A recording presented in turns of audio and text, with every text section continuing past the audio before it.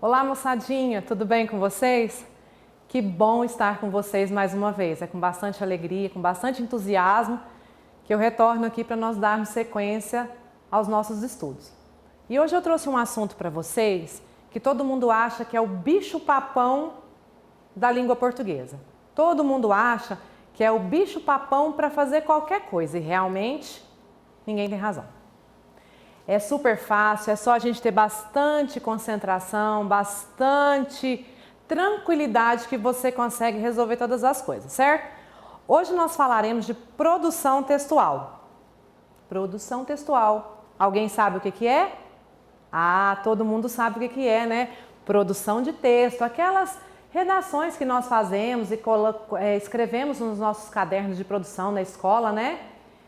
E hoje nós vamos falar um pouco mais detalhado sobre o que é essa produção textual, tá certo?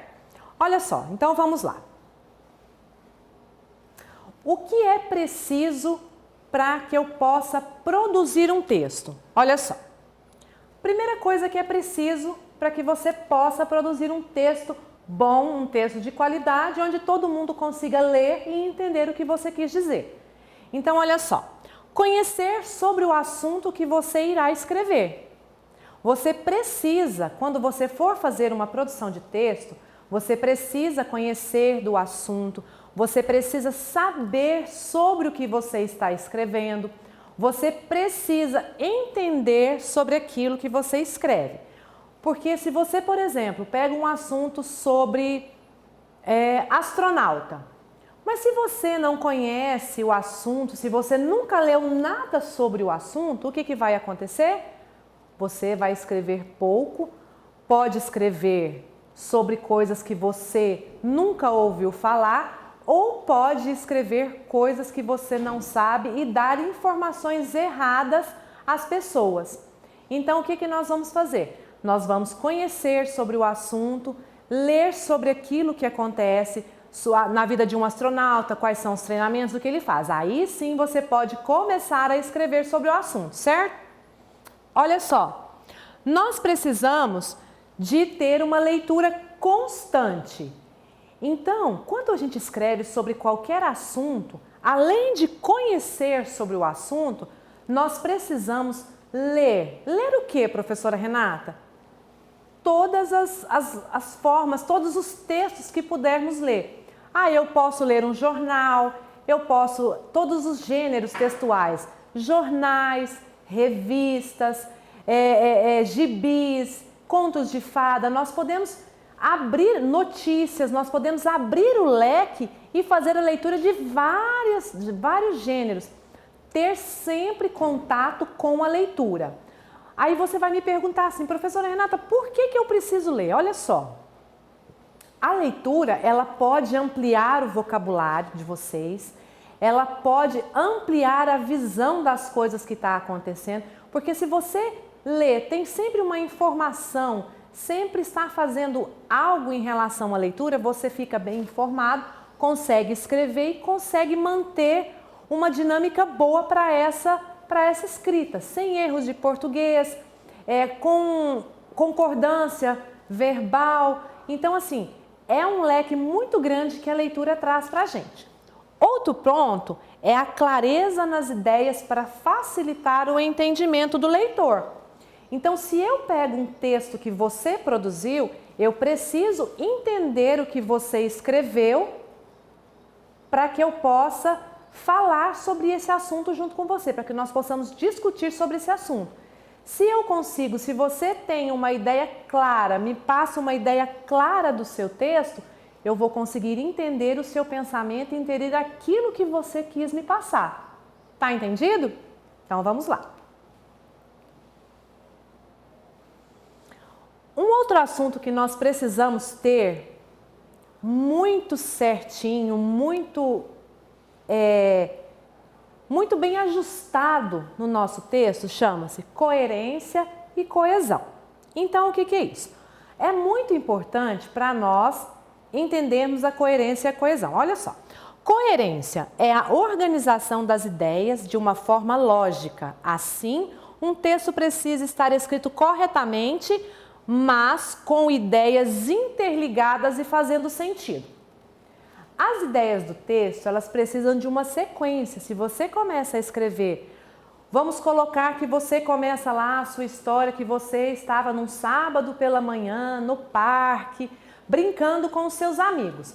Você precisa terminar essa ideia para você começar uma nova ideia. Não que essa nova ideia vá fugir do texto, ela precisa ter uma coerência, o texto precisa, os parágrafos eles precisam falar entre si. Olha só, coesão. Nada mais é que a ligação harmoniosa entre os parágrafos. Então, os parágrafos eles conversam entre eles para chegar à conclusão desse texto. E eu coloquei uma curiosidade, olha só. Coesão é um tecido no qual está contido o texto e todos os seus fios. E a coerência é a agulha que alinhava os sentidos, tornando tudo amarradinho. Então, olha só, se você começa num parágrafo e vai desenrolando a sua história, conta os detalhes dessa história, você precisa amarrar essa história bem direitinho para que não fuja, porque você começa com um dia pela manhã. Nem terminou a frase, você já está lá de madrugada que sentiu dor de cabeça. Então você precisa terminar um raciocínio para começar o outro e esse raciocínio precisa ser amarrado no texto, tá certo? Então vamos lá.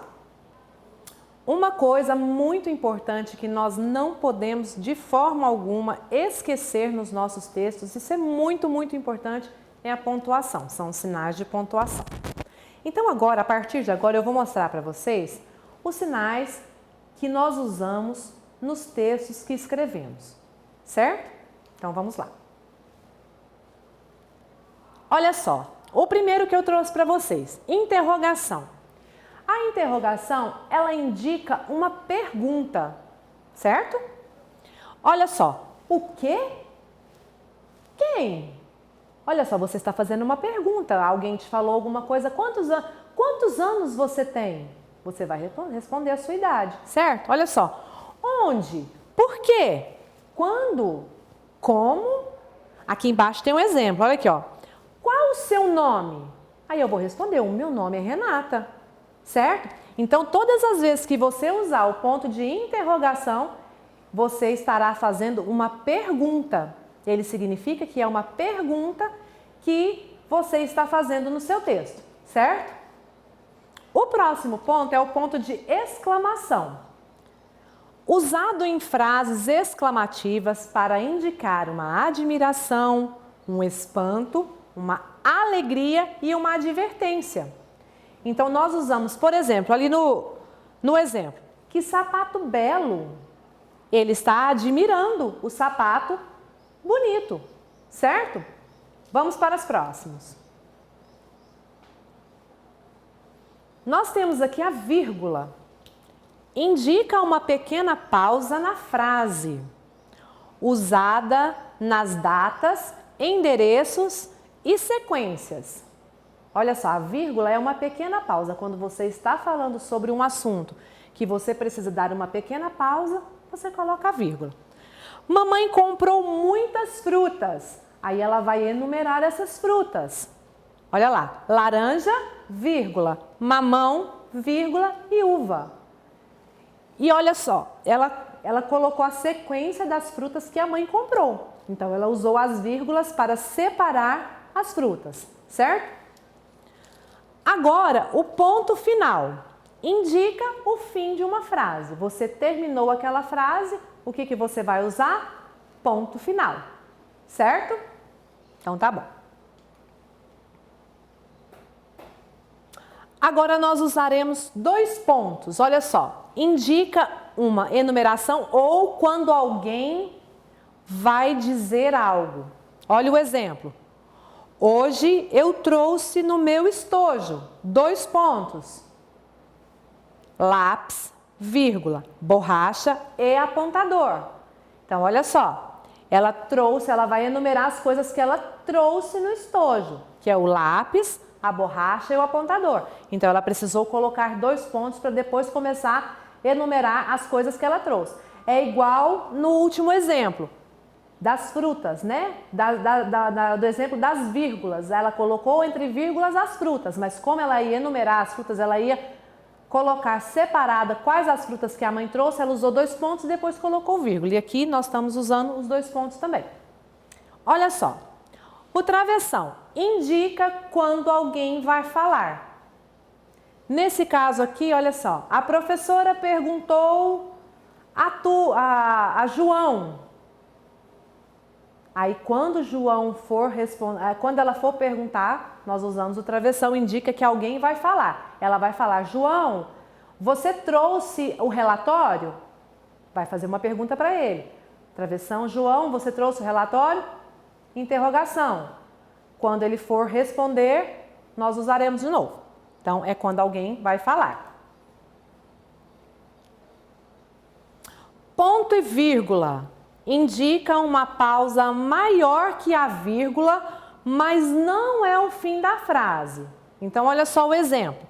Mariane foi ao parque. Olha, ponto e vírgula. Ricardo ao cinema. Certo?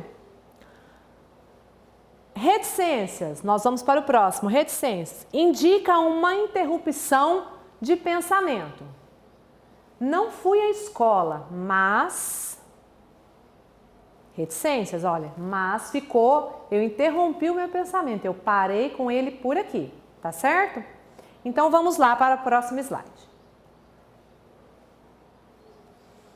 Olha só, o texto, o que ele precisa ter? Ele precisa ter o começo. Então, todo texto ele precisa ter o início da história. Você vai, no desenrolar, você vai comentando o texto, começa dando um início para ele.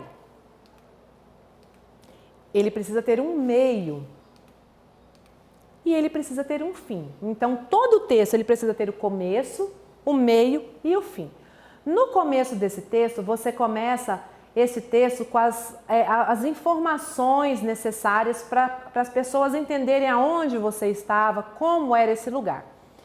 No meio, você vai desenrolar os fatos. E no final desse texto, você vai chegar à conclusão daquilo que a sua história queria contar. No final, você vai fazer o fechamento do texto, certo?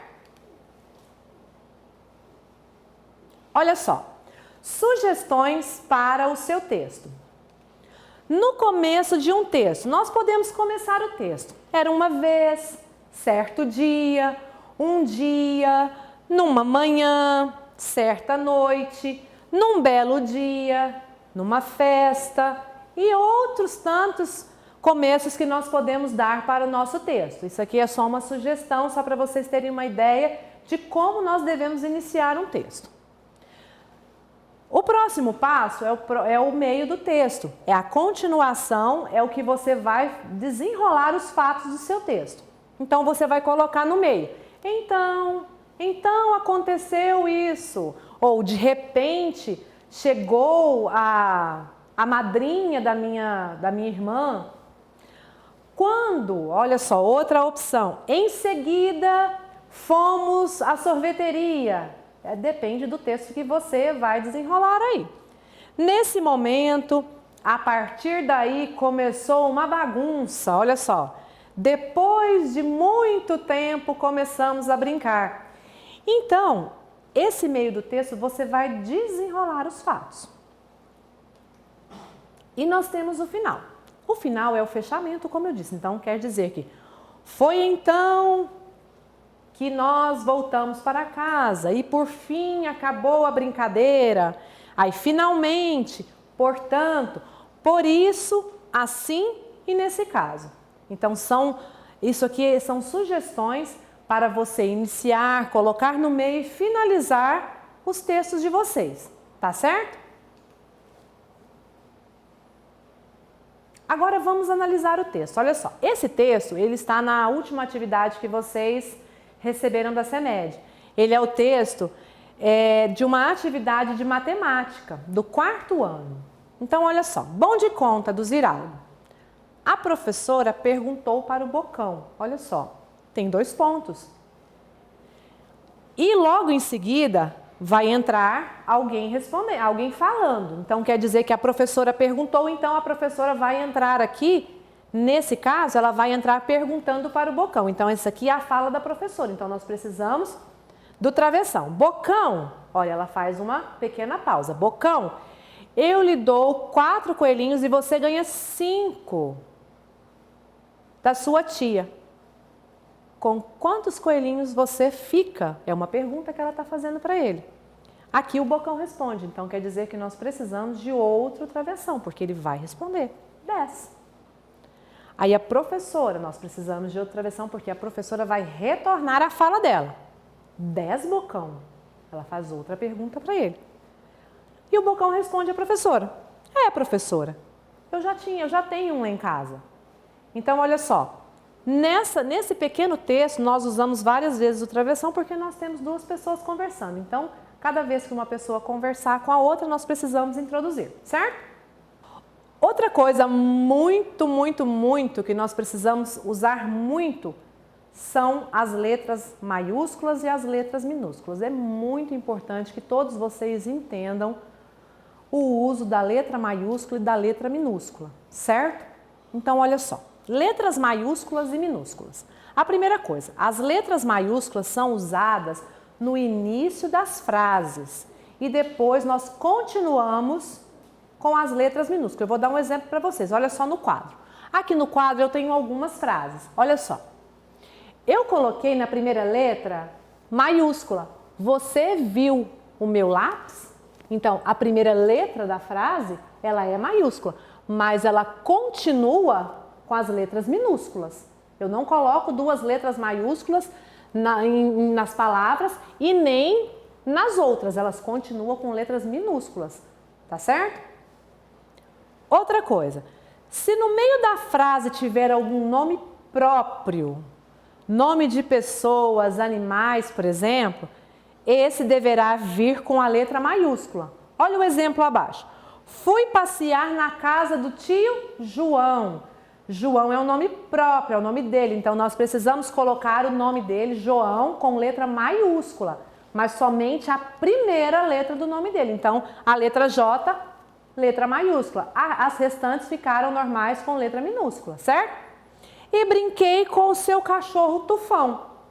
Nome de animal, nome do cachorro, a primeira letra maiúscula. Então, nós temos João e Tufão, nós temos que colocar com letras maiúsculas, certo? Vamos para o outro exemplo. As letras maiúsculas também são usadas para escrever nome de países, estados, cidades. Isso deve acontecer mesmo que ela apareça no fim da frase. Independente do lugar que o nome do país, do estado ou da cidade aparecer nessa frase, ele precisa ser com letra maiúscula. Você não pode passar reto e escrever com letra minúscula, tá certo? Olha só o exemplo. O único país pentacampeão nas Copas do Mundo é o Brasil. Então, o Brasil apareceu na última palavra da frase.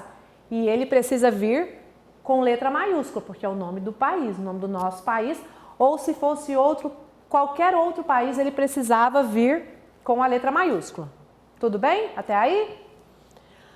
Nome de rios também devem ser escritos com letras maiúsculas, olha só. Independente de onde ele venha, se é no começo, se é no meio, se é no fim da frase, ele precisa vir com a letra maiúscula. Então, ó, o rio Amazonas está localizado na região norte do Brasil.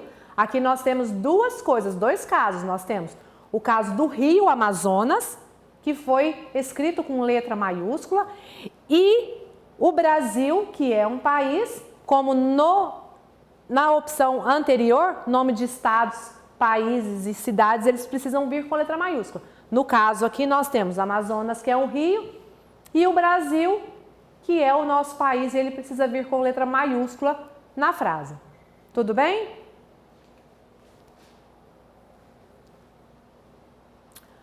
Para escrever nome de coisas ou objetos, usamos letras minúsculas. Eles são chamados de nomes comuns e por isso são escritos com letra minúscula. Olha só, no exemplo que eu tenho aqui para vocês. Saí com minha prima é nome comum. Para tomar sorvete.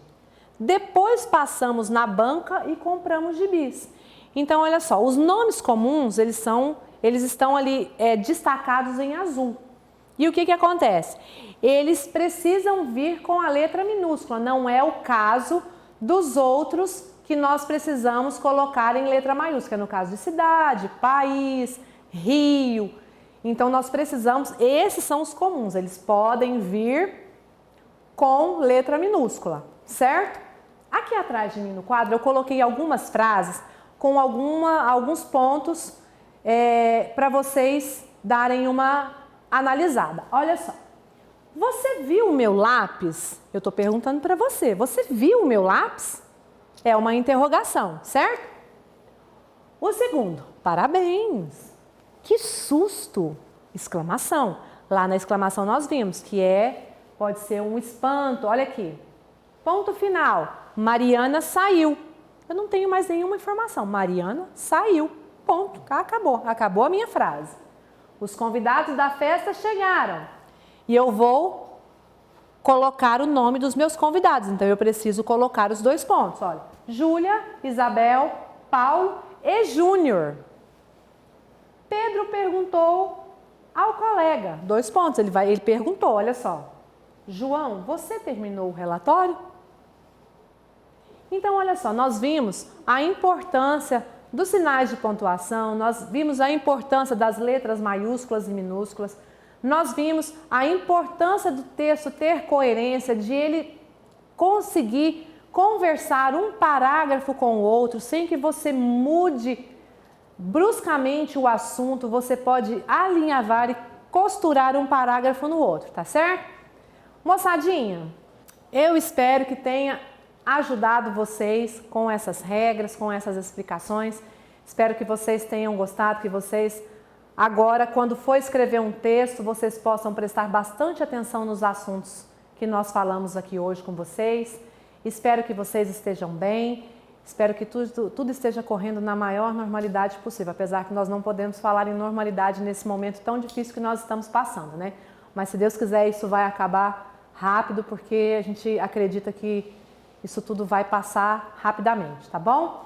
Moçadinha, eu quero deixar meu abraço para vocês, fiquem com Deus e até a próxima semana, tá bom? Tchau, tchau!